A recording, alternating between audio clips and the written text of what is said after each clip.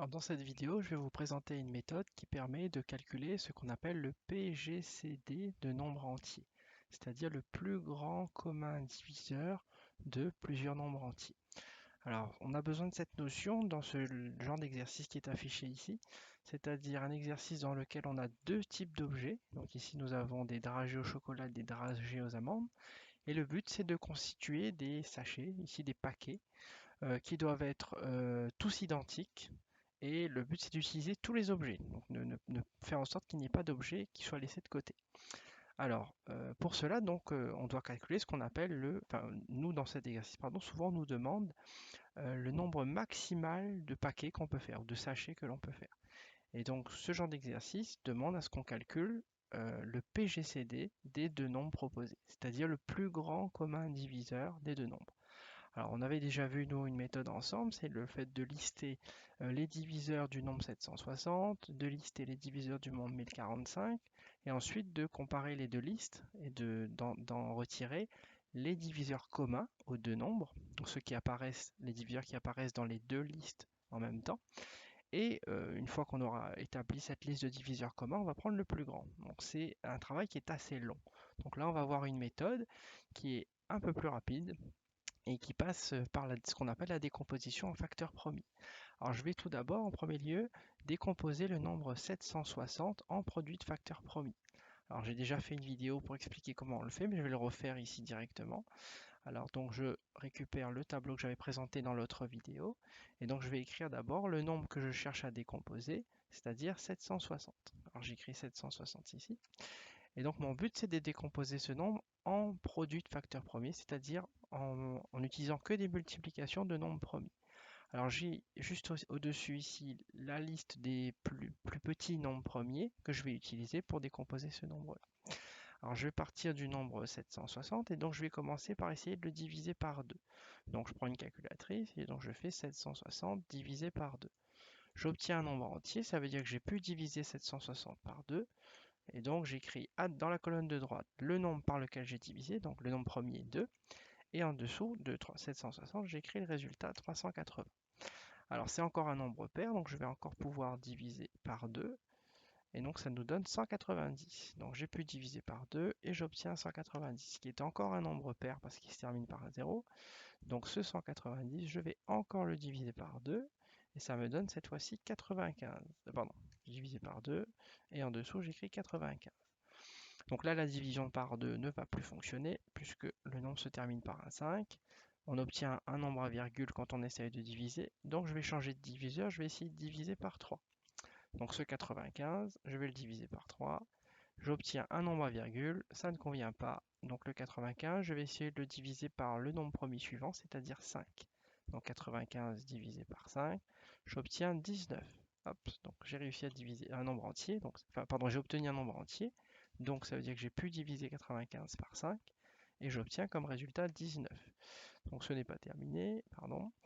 Le nombre 19, je peux constater que c'est un nombre qui fait partie de la liste, donc j'aurais pu essayer de diviser 19 par 7, puis par 11, puis par 13, puis par 17, et j'aurais constaté que ça n'aurait pas fonctionné, tout simplement parce que 19 est un nombre premier, il fait partie de cette liste-là, donc il n'est divisible que par 1 ou par lui-même. Donc en fait, la prochaine division qui va fonctionner, c'est 19, c'est par 19, et donc je vais obtenir 1. Donc ça y est, ayant obtenu 1 dans la colonne de gauche, ça veut dire que j'ai terminé cette décomposition en facteur premier pour le nombre 760, et donc j'obtiens que 760 c'est 2 fois 2 fois 2 fois 5 fois 19. Je peux vérifier, 2 fois 2 fois 2 fois 5 fois 19, ça fait bien 760. Donc je vais l'écrire dans un petit coin ici, je vais écrire que 760 est égal à 2 fois 2 fois 2, donc en 3 fois, fois 5 et fois 19. Donc voilà pour le nombre 760. Alors je vais faire le même travail avec 1045. Donc cette fois-ci, je vais décomposer en facteur premier, en produit de facteur premier, le nombre 1045. Donc c'est reparti, j'efface mon petit tableau et j'écris 1045. Alors je vais essayer de le diviser par 2. Alors donc 1045 divisé par 2, j'obtiens un nombre à virgule, ça ne convient pas. Donc je vais essayer de le diviser par 3, donc 1045 divisé par 3, Ça me donne encore un nombre à virgule, donc ça ne convient pas. Je vais essayer par 5, 1045 divisé par 5. Donc là, ça va fonctionner parce que le nombre se terminant par 5, c'est donc un multiple de 5. Donc j'ai pu diviser 1045 par 5 et j'obtiens 209. Ensuite, je vais réessayer de diviser par 5. Bon, comme il ne se termine pas par 0, 5, ça ne fonctionnera pas. Ça donne un nombre à virgule. Donc on peut le diviser par le nombre premier suivant, c'est-à-dire par 7. On va essayer 209 divisé par 7. Ça donne un nombre à virgule infini. Donc on va essayer par 11 ensuite, nombre premier suivant dans la liste. Donc 209 divisé par 11, ça nous donne 19. Tiens, ça y est, ça a fonctionné. Donc je mets 11 ici parce que j'ai pu diviser par 11. Et le résultat, c'est 19. Alors ensuite, ce 19, je pourrais essayer de le diviser par 11, ça ne fonctionnera pas, puis par 13, puis par 17.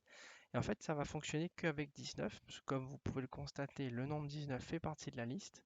Donc c'est un nombre premier, donc il n'est divisible que par 1 ou par lui-même. Donc la prochaine division qui va fonctionner ici, c'est 19.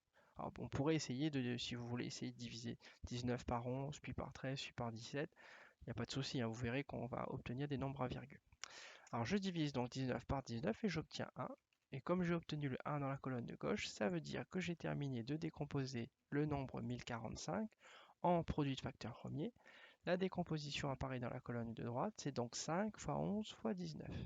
Alors je vérifie, 5 fois 11 fois 19, ça me donne bien le nombre 1045. Alors je vais recopier cette décomposition ici, donc 5 fois 11 fois 19. Donc 1045 est égal à 5 fois 11 fois 19. Alors ça, c'était la première partie du travail. À partir de ces deux décompositions, je vais pouvoir trouver ce qu'on appelle le PGCD, c'est-à-dire le plus grand diviseur commun des deux nombres 760 et 1045. Alors pour ça, je vais observer les deux décompositions, donc celle qui est en haut ici, et puis celle-ci, et je vais regarder ce qu'il y a en commun, c'est-à-dire ce qui est pareil. Alors, dans la première décomposition, il y a des 2, en bas, il n'y en a pas, donc ça, c'est pas commun. Par contre, ici, il y a un 5, donc ce 5-là, il est commun avec le 5 qui est ici. On retrouve ce 5 dans les deux décompositions.